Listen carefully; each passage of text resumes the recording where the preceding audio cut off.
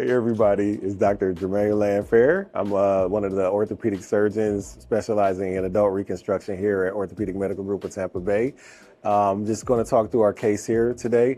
We have a 61-year-old female who's pretty active. She loves to go, to like Disney World with her grandkids and walk around. She hasn't been able to really do that and maintain her activity levels secondary to her knee becoming so painful and dysfunctional. So we went through the whole gamut of treatments, injections, physical therapy, braces, and they worked at first, and then they stopped working. So we indicated her for a right total knee arthroplasty, a right knee replacement. So we're going to get moving here in a second. We plan for her to get up. Whoa, there's no plan. She's definitely going to get up after surgery with our athletic trainer, who's going to walk her around, do stairs, and then she's going to go home today.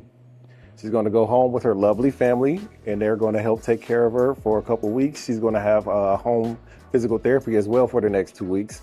And then after that, she'll start doing her outpatient physical therapy.